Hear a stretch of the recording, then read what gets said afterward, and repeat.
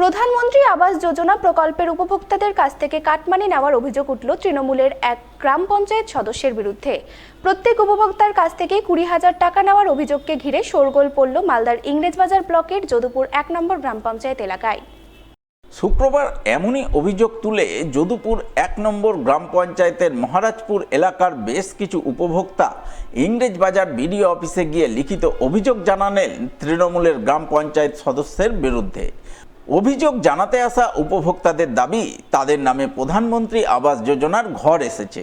ঘর তৈরির জন্য প্রথম কিস্তিতে তাদের ব্যাংক অ্যাকাউন্টে 60,000 টাকা করে ঢুকেছে, কিন্তু টাকা ঢোকার পরেই তৃণমূলের স্থানীয় গ্রাম পঞ্চায়েত সদস্য আইজুল শেখ তাদের প্রত্যেকের কাছ থেকে 20,000 টাকা করে কাটমানি নিয়েছেন। কাটমানি না দিলে ঘর মিলবে না বলে হুমকি দেন, ফলে অনিচ্ছা সত্ত্বেও তারা কাটমানি দিতে বাধ্য হন। কিন্তু এখন রাজ্যে পালাবদল হয়েছে, নতুন সরকার ক্ষমতায় এসেছে, তাই তারা কাটমানির টাকা ফেরতের দাবিতে এবং তৃণমূলের গ্রাম পঞ্চায়েত সদস্যের বিরুদ্ধে যথাযথ তদন্তের দাবি নিয়ে বিডিও অফিসে এসেছেন সুবিচারের আশায়। ওই তো আমাদের ঘরের টাকা ঢুকেছে, 60,000 টাকা ঢুকেছে, তার মধ্যে 20,000 নিয়ে নিয়েছে। আর বলছে কি করতে নিবে, তো বলছে দিতে হবে 20,000 টাকা। কে নিয়েছে? আইজুল শেখ। কি করে ও? মেম্বার। কোন দলের? তৃণমূল। কেন নিল 20,000 টাকা? টাকা না দিলে বাড়ি হবে না, তারপরে ঢুকবে না। যে কত টাকা নিয়েছে? 20,000। এখন কত টাকা আছে? 40,000। 40,000 এ বাড়ি হবে? বাড়ি হয় কোনদিন 40,000। কি হয়েছে, এখানে কেন এসেছেন আপনারা? এই ঘরের জন্য বাংলা আবাস যোজনা 60,000 টাকা ঢুকেছিল। 60,000 টাকা ঢুকিয়ে 20,000 নিয়ে নিয়েছে। কে নিয়েছে? আইজুল শেখ। মেম্বার বলতে হবে। কোন দলের মেম্বার? তৃণমূলের মেম্বার। কেন টাকা কেন নিল? বলছে যে 20,000 না দিলে সামনে আগলে কিস্তি ঢুকাবো না। আজকে অভিযোগ জানালেন? হ্যাঁ, অভিযোগ জানালাম। এই বিষয়ে তৃণমূল পরিচালিত ইংরেজবাজার পঞ্চায়েত সমিতির সভাপতি রাজেশ পালকে ধরা হলে তিনি বলেন, এই ধরনের ঘটনা সত্য হলে তা মেনে নেওয়া যায় না, তাই পুরো বিষয়টি তিনি ব্লক প্রশাসনের মাধ্যমে তদন্ত করে দেখবেন। তদন্তে অভিযোগ সত্য প্রমাণিত হলে প্রশাসন যথাযথ ব্যবস্থা নেবে। দেখুন, আমার কাছে এরকম এখনও পর্যন্ত সেরকম কিছু অভিযোগ আসেনি, কিন্তু সাধারণ মানুষের জন্য এই আবাস যোজনার টাকা সরকার সরাসরি ওদের ব্যাংক অ্যাকাউন্টে দিচ্ছে।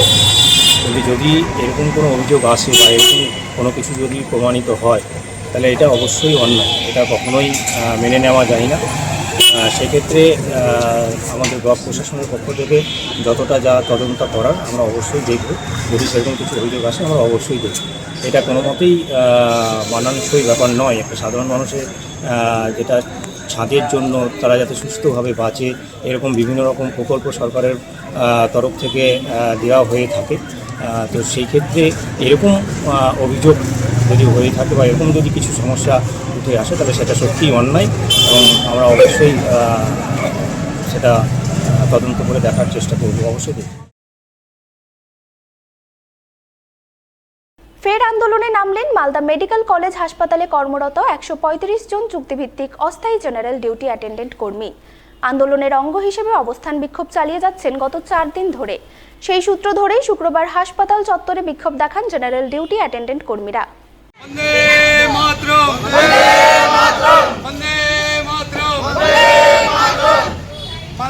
মালদা মেডিকেল কলেজ অস্থায়ী কর্মচারী ইউনিয়ন জিন্দাবাদ, মালদা মেডিকেল কলেজ অস্থায়ী কর্মচারী ইউনিয়ন জিন্দাবাদ, মালদা মেডিকেল কলেজ অস্থায়ী কর্মচারী ইউনিয়ন জিন্দাবাদ।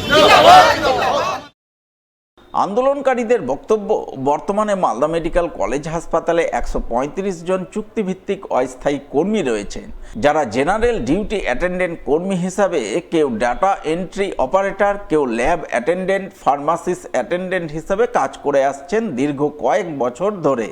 কিন্তু বর্তমানে শুনতে পাচ্ছেন মালদা মেডিকেল কলেজ কর্তৃপক্ষ জেনারেল ডিউটি অ্যাটেন্ডেন্ট এবং অস্থায়ী চুক্তিভিত্তিক সাফাই কর্মীদের এক চুক্তির আওতায় আনার সিদ্ধান্ত নিয়েছেন। জেনারেল ডিউটি অ্যাটেন্ডেন্ট কর্মীদের সাফাই কর্মী হিসাবে কাজ করাবেন। এর প্রতিবাদে তারা আন্দোলনে নেমেছেন। গত 4 দিন ধরে জরুরি পরিষেবার কাজ চালিয়ে অবস্থান বিক্ষোভ করছেন। তাদের দাবি না মানা পর্যন্ত আন্দোলন চালিয়ে যাবেন।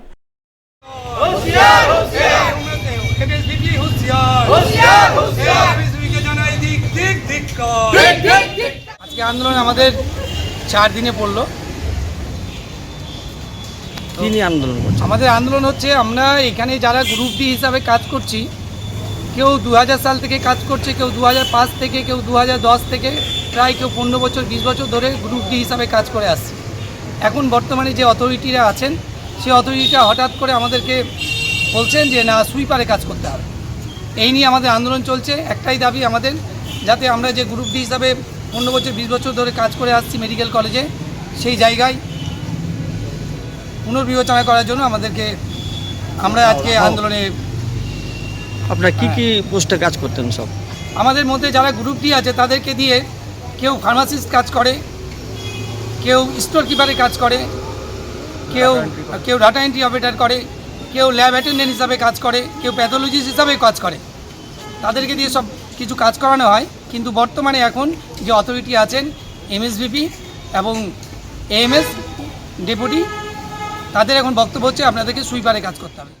যদিও এই বিষয়ে মালদা মেডিকেল কলেজ কর্তৃপক্ষের তরফে কোনো প্রতিক্রিয়া মেলেনি।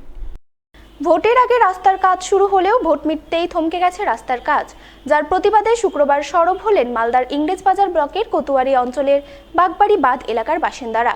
এদিন তারা রাস্তায় নেমে রাস্তার কাজ দ্রুত শুরু করার দাবিতে বিক্ষোভ দেখালেন গ্রামের রাস্তায় দাঁড়িয়ে। বিক্ষোভকারী গ্রামবাসীদের অভিযোগ, বাগবাড়ি বাঁধ এলাকার এই রাস্তাটি দীর্ঘ বহু বছর ধরে বেহাল অবস্থায় পড়ে আছে। তাই তারা দীর্ঘদিন ধরেই রাস্তার দাবি জানিয়ে আসছিলেন। সেই দাবিকে মান্যতা দিয়ে ভোটের আগে জেলা পরিষদ থেকে রাস্তার কাজ শুরু হয়। রাস্তায় পাথর ও বালি ফেলে সোলিং করা হয়, কিন্তু ওই পর্যন্তই। ভোট পর্ব মিটে যেতেই থমকে গেছে রাস্তার কাজ। এই বিষয়ে তারা রাস্তা দেখভালের দায়িত্বে থাকা ইঞ্জিনিয়ারের সঙ্গে দেখা করেছেন, দ্রুত রাস্তার কাজ শুরুর দাবি জানিয়েছেন, কিন্তু ইঞ্জিনিয়ার দেখব বলে কিছুই করেননি। এই অবস্থায় গ্রামবাসীরা অসম্পূর্ণ রাস্তা দিয়ে চলাচল করতে গিয়ে নানা রকম সমস্যার সম্মুখীন হচ্ছেন। তাই তারা দ্রুত রাস্তার কাজ শুরুর দাবিতে আজ সরব হয়েছেন, গ্রামের রাস্তায় নেমে বিক্ষোভ দেখাচ্ছেন।